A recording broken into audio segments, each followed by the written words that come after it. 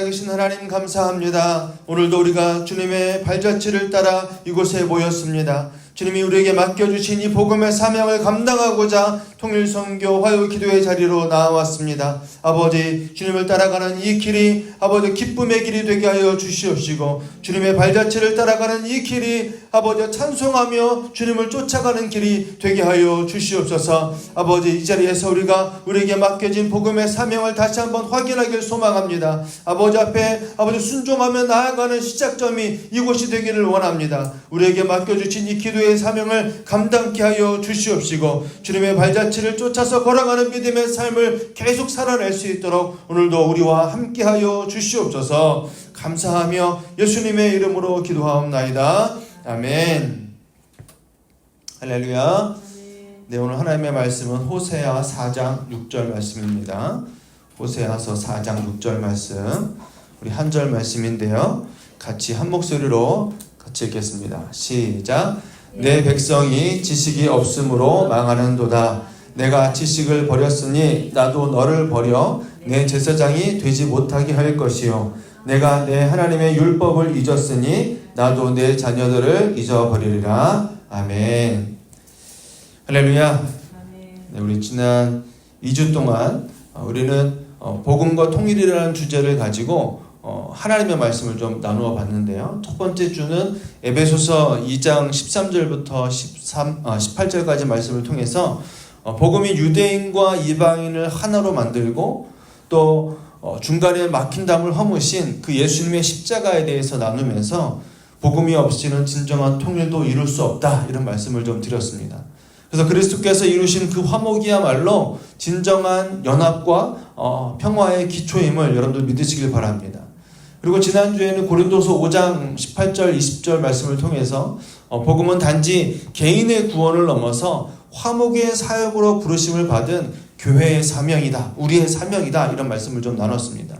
그래서 하나님은 우리를 그리스도의 대사로 삼으시고 이 땅에서 복음을 통해서 사람과 하나님, 또 사람과 사람 사이의 그 단절을 회복시키라고 우리에게 명령하셨음을 여러분 반드시 기억하시길 바랍니다. 그리고 이제 오늘은 그 복음의 시선을 북한이라는 땅에 우리가 좀 더 집중해서 두려고 하는 것입니다. 왜 우리는 북한에 복음을 전해야 될까요? 왜 그렇습니까, 여러분? 다 아는 얘기지만 그 이유는 단순히 우리가 한민족이기 때문이 아니라 어떤 정치적인 통일을 우리가 추구하기 때문이 아니라 북한은 지금 뭐예요? 하나님을 알지 못해서 무너지고 있는 땅이기 때문이다 그랬어요. 북한은 지금 뭐예요? 하나님을 알지 못한 땅이기 때문입니다. 오늘 본문 호세아 4장 6절 말씀에서는 이렇게 말씀하죠. 내 백성이 지식이 없으므로 망하는도다 그랬어요. 그죠? 그러니까 하나님을 아는 지식이 사라졌을 때 백성들은 방향을 잃게 되고 존재의 의미를 상실하게 되고 결국 파멸의 길로 나아가게 된다라는 것입니다. 그러니까 북한은 지금 바로 그러한 상태에 놓여 있다라는 것을 우리가 알 필요가 있다라는 거죠. 그러니까 하나님을 몰라서, 진리를 몰라서 거짓된 신념과 그 이념 속에서 고통받고 있는 그 땅, 그곳에 우리가 복음을 전해야 하는 가장 큰 이유는 그들도 하나님을 아는 백성으로 회복되도록 부르심 받았기 때문임을 믿으시길 바랍니다. 우리만 부르심 받은 게 아니라 그 영혼들도 하나님이 회복하도록 부르시고 계시다라는 거예요. 그래서 오늘 우리 본문의 말씀을 통해서 그 무지의 실상을 좀 들여다보고 그 속에서도 여전히 그들을 포기하지 않으시는 하나님의 마음을 붙들면서 복음을 들고 나아가야 할 우리의 사명을 다시금 확인하길 원합니다. 오늘 호세아 4장 6절 말씀은요, 단순히 어떤 무지의 상태를 말하는 것이 아니라 이 구절은 사실상 영적인 심판의 결과를 우리에게 말씀해 주고 있는 거예요. 호세아 4장 6절 상반절 말씀인데요, 같이 한번 다시 읽겠습니다. 시작. 내 백성이 지식이 없으므로 망하는도다. 내가 지식을 버렸으니 나도 너를 버려 내 제사장이 되지 못하게 할 것이요 그랬어요.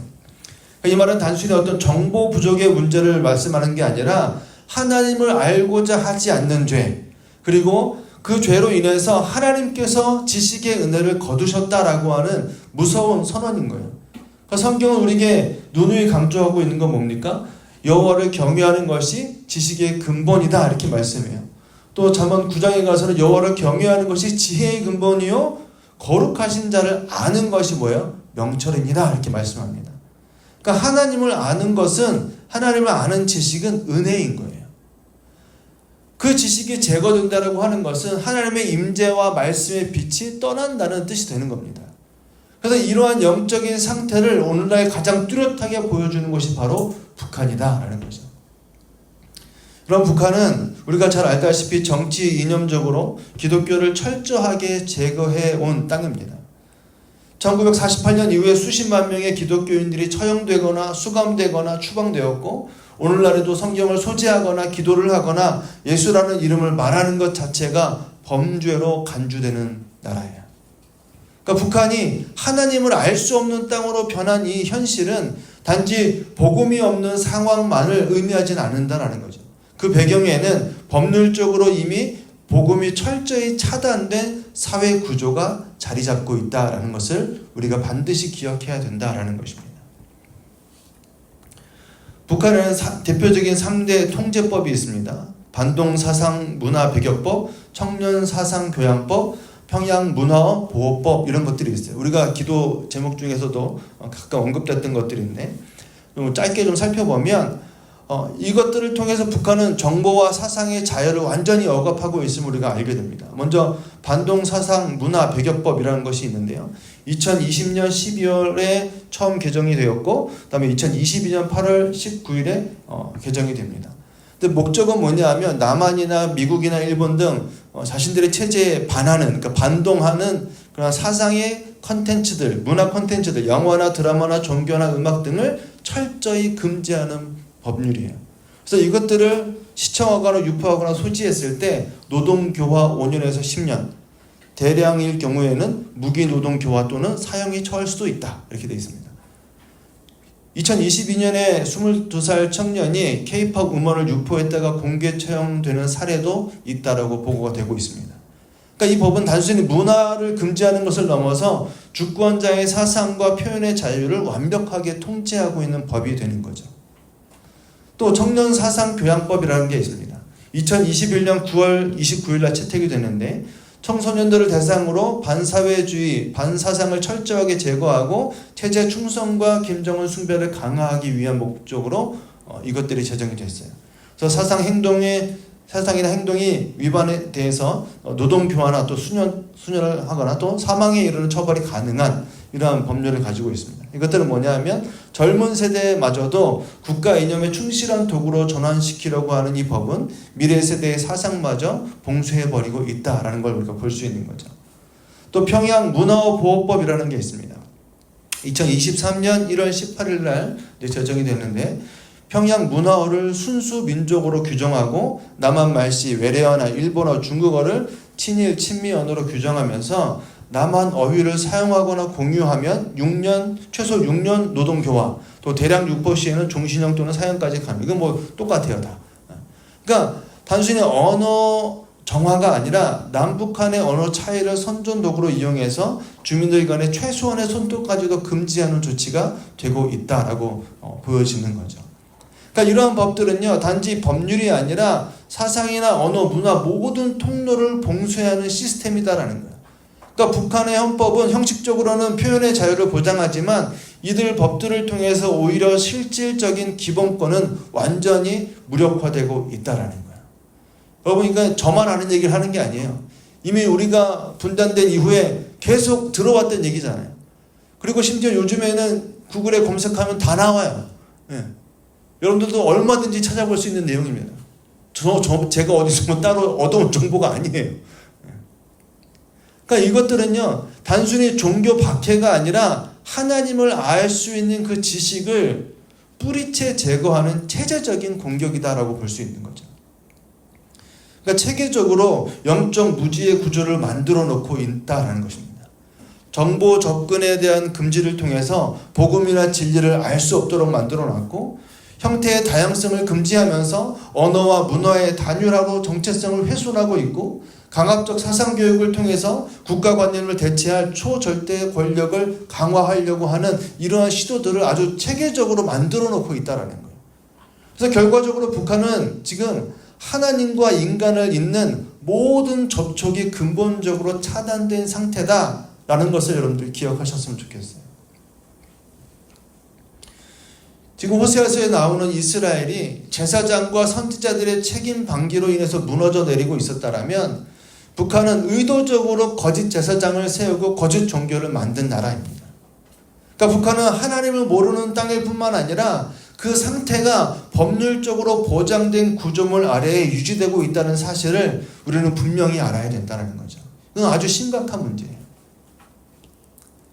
그리고 또 한 가지 우리가 기억해야 될 북한의 현실은요, 하나님을 알지 못할 뿐만 아니라 잘못된 우상 숭배로 가득한 땅이다라는 사실이에요.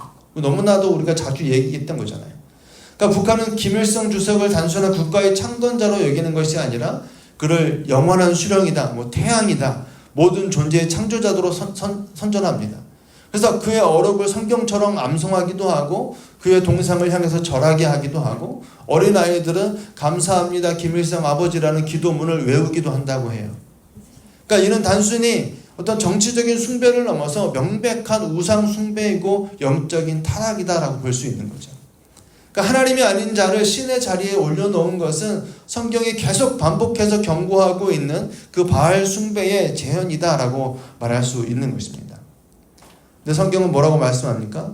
단호하게 하나님께서 십계명의 첫 머리에서부터 분명히 말씀하시죠. 너는 나 외에는 다른 신을 내게 두지 말라. 너를 위하여 새긴 우상을 만들지 말고 그것들에게 절하지 말며 그것들을 섬기지 말라. 분명히 말씀하셨어요.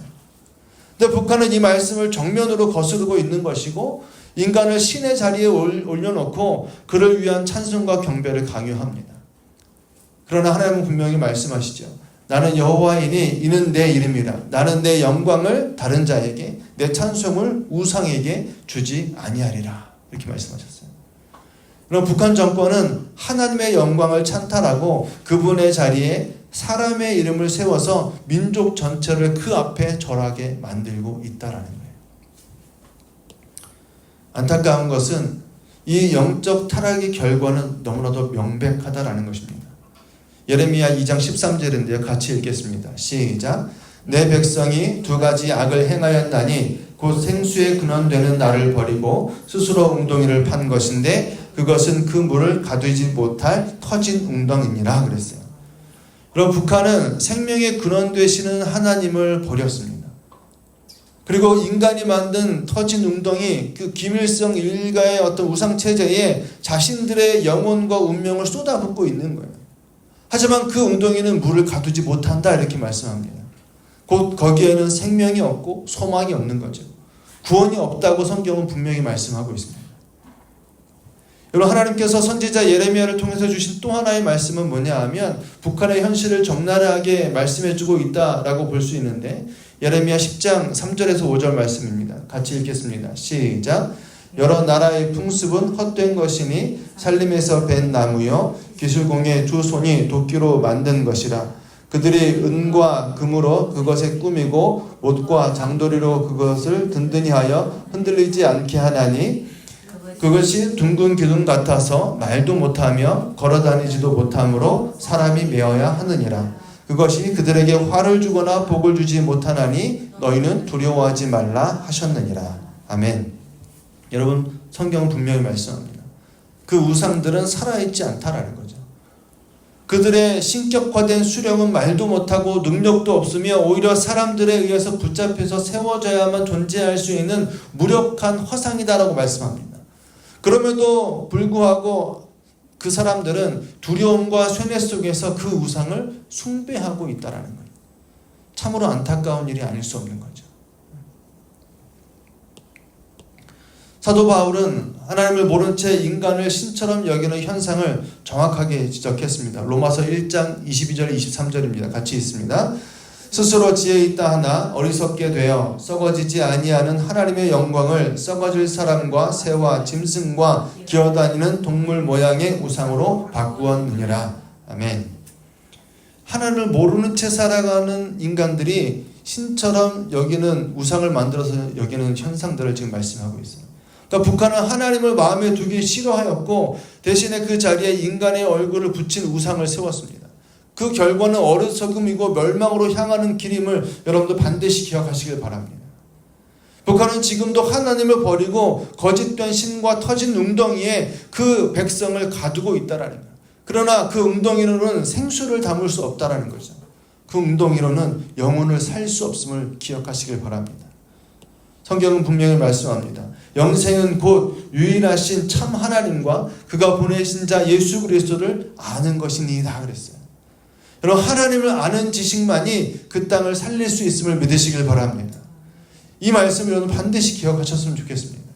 하나님을 아는 지식은 단지 어떤 신학적인 정보가 아니라 우리 존재에 대한 근본적인 자각을 말씀하는 거예요. 하나님을 알 때에야 비로소 우리는 우리가 누구인지 알게 된다는 거죠. 그러나 저 북한에 있는 많은 사람들은 진정한 자신의 정체성을 여전히 모르고 살아갑니다. 그들은 하나님의 형상대로 지음받은 자들이며 사랑받기 위해 태어난 자들이지만 스스로를 그 체제의 수단이나 김일성 일가의 어떤 백성으로서만 또 노동당에 충성된 병사로서만 여기고 있다는 거예요.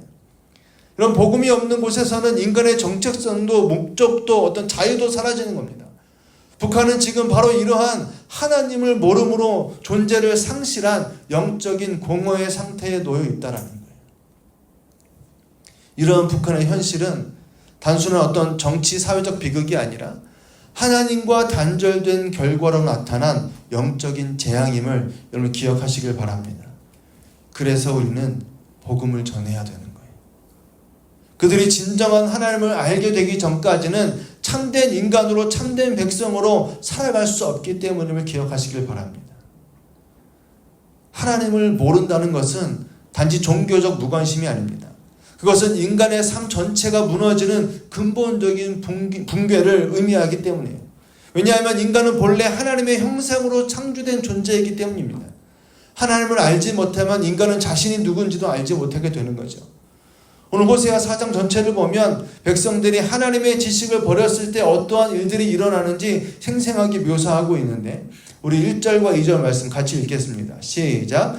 이스라엘 자손들아 여호와의 말씀을 들으라. 여호와께서 이 땅 주민과 논쟁하시나니 이 땅에는 진실도 없고 인애도 없고 하나님을 아는 지식도 없고 오직 저주와 속임과 살인과 도둑질과 간음뿐이요 포악하여 피가 피를 뒤이음이라. 아멘. 지금 호세아 4장은 하나님을 떠난 백성들의 삶이 어떻게 무너져 내리는지를 생생하게 보여주고 있는데 이스라엘은 하나님의 지식을 버렸습니다.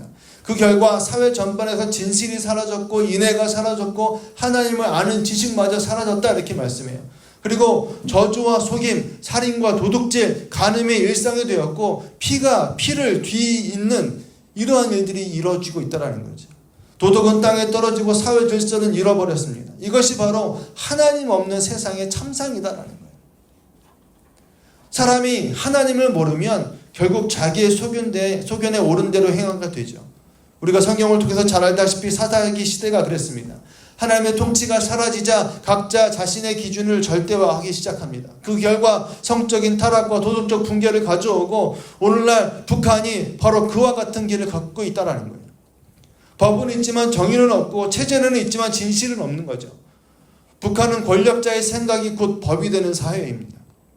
하나님을 두려워하지 않으니까 사람을 두려움으로 다스립니다. 하나님의 형상이 짓밟힌 그곳은 자유가 아닌 억압의 땅이 되었다라는 거예요. 여러분 기억하시죠? 소돔과 고모라는 하나님이 없는 도시의 전형이었습니다. 하나님의 부재는 곧 인간의 욕망의 폭주를 의미한다라고 볼 수 있어요. 결국 그 도시는 어떻게 됩니까? 끝내 하나님의 심판을 피하지 못했다라고 성경은 기록해요. 하나님 없는 세상은 결국 무너지게 되어 있다라는 거죠. 안타깝게도 북한은 지금 이 말씀을 살아내고 있는 땅이에요. 하나님을 알지 못하니 기준이 없습니다. 기준이 없으니까 거짓이 진실이 되고 폭력이 정의가 되고 있어요. 그리고 사람은 점점 더 깊은 어둠 속으로 빠져들게 됩니다. 그것이 바로 지금 북한 주민들이 겪고 있는 현실이라는 사실을 여러분도 반드시 깨닫기를 소망합니다. 북한 주민들은 단지 가난한 삶을 사는 게 아니에요. 그들은 방향을 잃은 삶을 살고 있는 것입니다. 그들의 존재는 왜곡되었고 그들의 정체성은 지워졌습니다.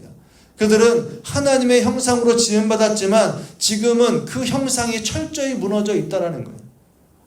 이러한 모습이 비단 북한만의 모습일까요? 오늘 우리나라의 모습은 아니냐라는 것입니다. 사랑하는 여러분, 기준이 무너진 세상은 희망이 없는 겁니다. 하나님을 모르는 민족은 결국 파멸의 길로 가게 되어 있습니다. 그래서 우리는 복음을 전해야 되는 거예요. 하나님을 아는 지식을 회복하는 것이야말로 그 땅을 살리는 유일한 길임을 믿으시길 바랍니다.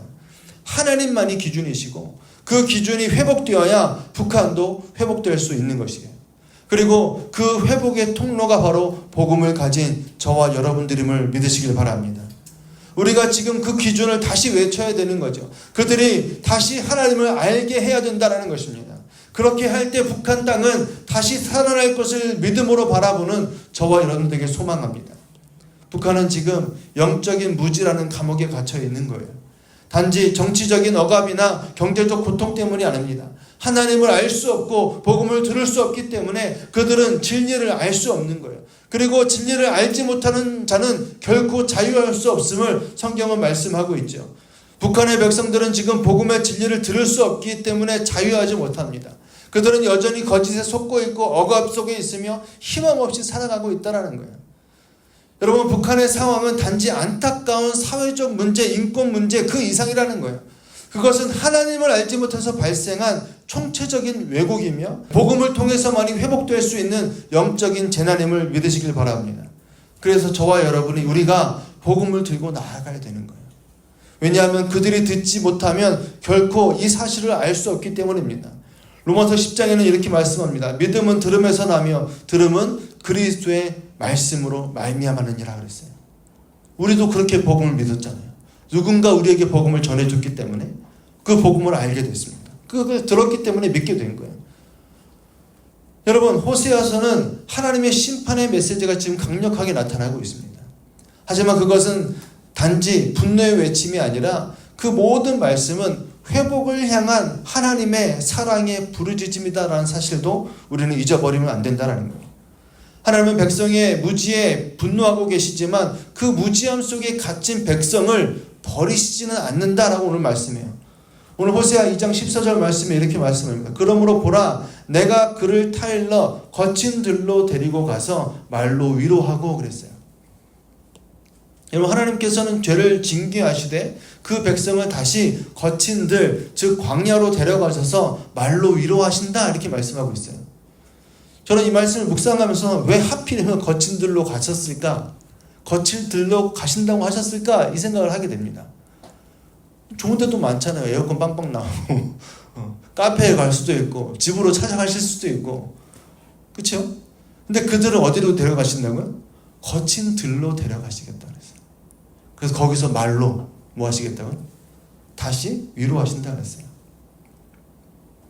그러다 깨달았습니다.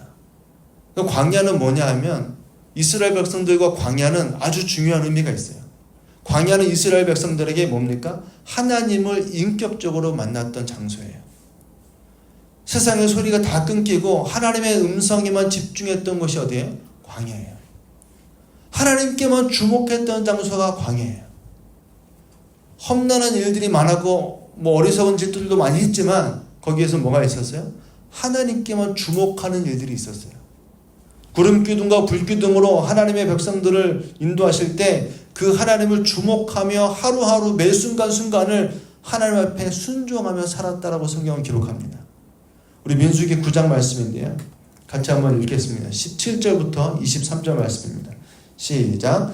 구름이 성막에서 떠오를 때에는 이스라엘 자손이 곧 행진하였고 구름이 머무는 곳에 이스라엘 자손이 진을 쳤으니 이스라엘 자손이 여호와의 명령을 따라 행진하였고 여호와의 명령을 따라 진을 쳤으며 구름이 성막 위에 머무는 동안에는 그들이 진영에 머물렀고 구름이 성막 위에 머무는 날이 오랠 때에는 이스라엘 자손이 여호와의 명령을 지켜 행진하지 아니하였으며 혹시 구름이 성막 위에 머무는 날이 적을 때에도 그들이 다만 여호와의 명령을 따라 진영에 머물고 여호와의 명령을 따라 행진하였으며 혹시 구름이 저녁부터 아침까지 있다가 아침에 그 구름이 떠오를 때에는 그들이 행진하였고 구름이 밤낮 있다가 떠오르면 곧 행진하였으며 이틀이든지 한 달이든지 1년이든지 구름이 성막 위에 머물러 있을 동안에는 이스라엘 자손이 진영에 머물고 행진하지 아니하다가 떠오르면 행진하였으니 곧 그들이 여호와의 명령을 따라 진을 치며 여호와의 명령을 따라 행진하고 또 모세를 통하여 이르신 여호와의 명령을 따라 여호와의 직임을 지켰더라.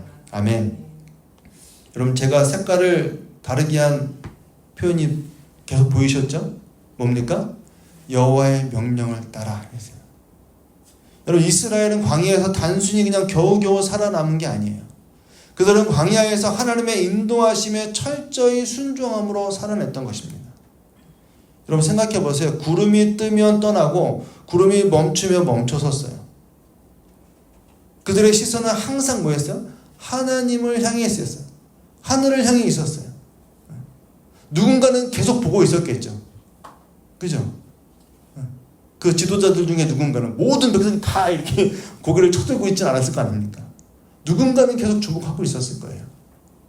생각해 보세요. 근데 그 당시에 광야 생활할 때 우리가 이사 다니듯이 이삿짐 센터랑 같이 다녔습니까? 아니에요. 뭐 합니까? 천막을 치고, 그죠? 그걸 세우고, 바리바리 세우고 다 쳤다가 그걸 또 떠나려면 어떻게 해야 돼요? 다 다시 걷어야 돼요. 쉬운 일이에요, 어려운 일이에요? 요즘같이 원터치 텐트가 있는 것도 아니고, 그죠? 근데 뭐라고 기록하고 있습니까? 저녁에 멈췄다가 아침에 뜨면 그걸 다 다시 싸가지고 일어났다는 거예요.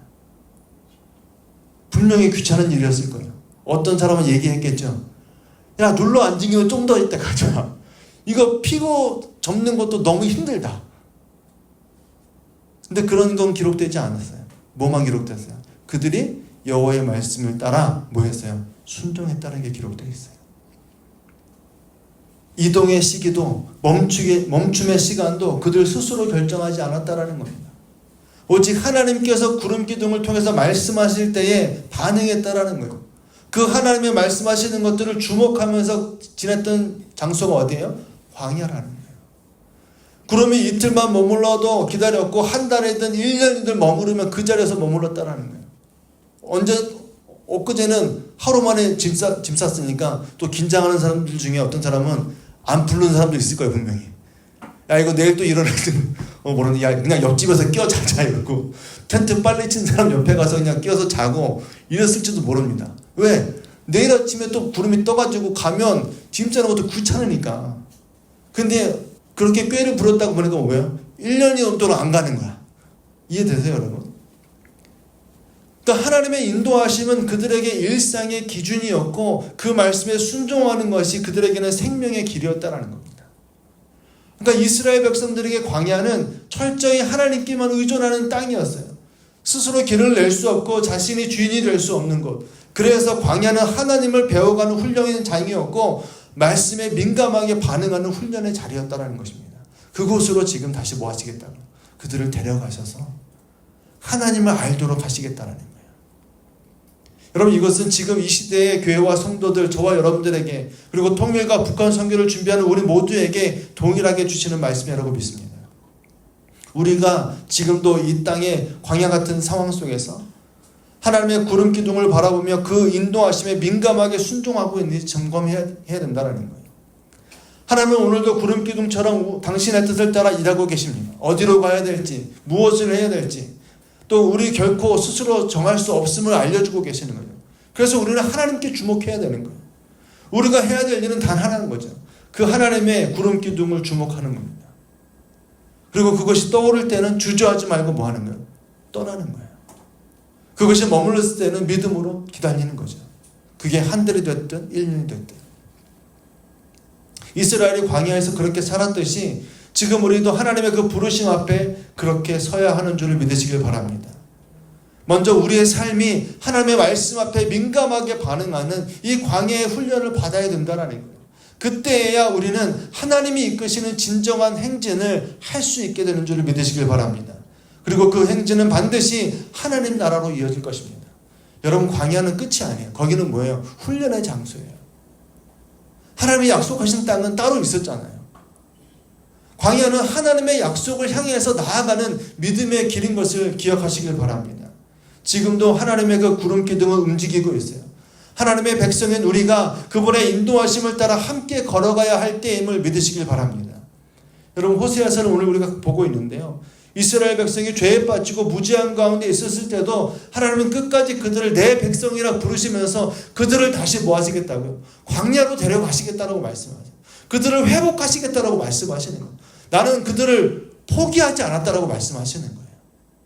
여전히 그들은 뭐예요? 내 백성이다 말씀하고 계시는 거예요.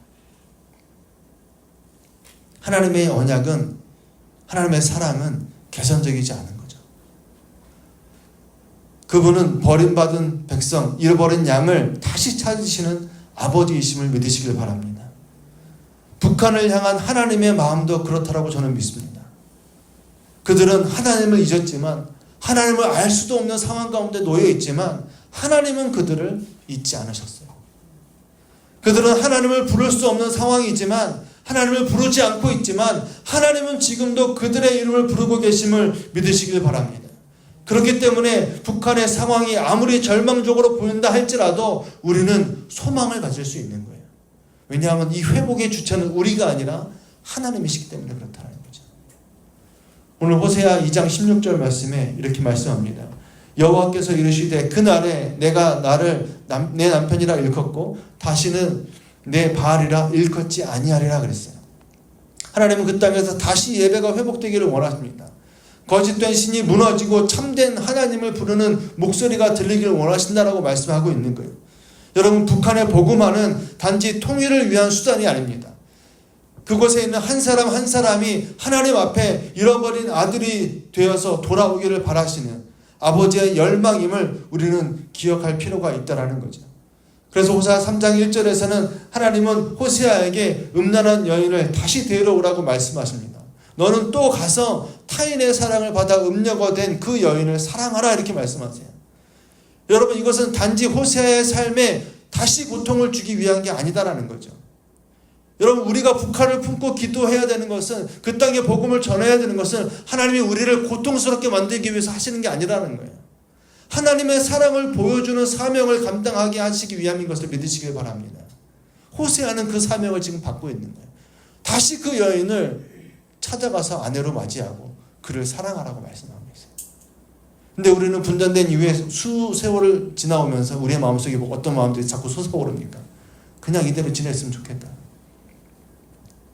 그냥 평화롭게 분단된 채로 있었으면 좋겠다, 이런 생각들이 있지 않느냐라는 거예요. 근데 하나님 우리에게 뭐라고 말씀하시냐면 그들을 마음에 품고 다시 사랑해야 된다는 거예요. 하나님께로 돌아올 수 있도록 우리가 품고 사랑하고 복음을 전해야 된다고 말씀하고 계시는 거죠. 하나님은 북한을 다시 회복하시기 위해서 말씀을 가진 자들, 복음을 아는 자들, 하나님의 사랑을 품은 자들을 부르고 계신 줄을 믿으시길 바랍니다. 우리가 그 사랑의 도구가 되기를 하나님이 원하고 계시다라는 거예요. 여러분, 하나님은 북한을 포기하지 않으셨습니다. 그래서 우리를 부르신 거예요. 그리고 우리가 복음을 들고 광야 같은 그 땅에 나아가기를 원하고 계시다라고 말씀하고 계십니다. 북한은 어둠 속에 있지만 그 어둠 속에서도 하나님의 음성은 여전히 울려 퍼지고 있는 거죠. 내 백성아 돌아오라. 하나님을 이렇게 외치고 계신 거예요. 사랑하는 동역자 여러분, 북한은 지금 하나님을 알지 못한 채 무너져 가고 있는 땅입니다. 복음이 모든 것이 차단된 채로 전달되지 못하고 있고 거짓된 신념과 우상 숭배 속에서 그들의 영혼이 억눌리고 있다는 거예요. 그러나 하나님은 그들을 여전히 내 백성이라 부르시며 그들을 포기하지 않으시고 다시 회복하시려고 하는 그 하나님의 마음이 오늘 우리를 부르고 계심을 깨닫길 소망합니다. 우리가 복음을 들고 북한으로 나아가야 하는 이유는 분명합니다. 어떻게 해서든지 복음을 북한 영혼들에게 전달해야 되는 이유는 너무나도 분명하다라는 거죠. 그 땅이 회복되기 위해선 하나님을 아는 지식이 회복되어야 하기 때문입니다. 복음만이 그들의 정체성을 되찾게 하고 생명을 회복시키며 참 자유를 얻게 할 수 있음을 믿으시길 바랍니다. 그리고 복음을 먼저 아는 우리가 그 복음을 전해야 될 책임이 있음을 다시금 깨닫게 되길 소망합니다. 오늘도 하나님은 우리에게 말씀하십니다. 내 백성아 돌아오라. 이 음성에 먼저 반응할 사람은 바로 저와 여러분들인 줄을 믿으시길 바랍니다. 기도로, 눈물로, 준비된 마음으로 복음의 광야로 여러분들 다시 나아가셔서 하나님께 집중하시고 하나님께 시선을 고정하고 하나님이 원하시는 삶을 살아내는 저와 여러분들 되길 소망합니다. 그 길의 끝에서 하나님은 반드시 북한을 다시 살리실 줄로 믿습니다. 오늘도 그 믿음을 가지고 뜨겁게 기도하는 저와 여러분들 되시기를 주님의 이름으로 축원합니다. 아멘.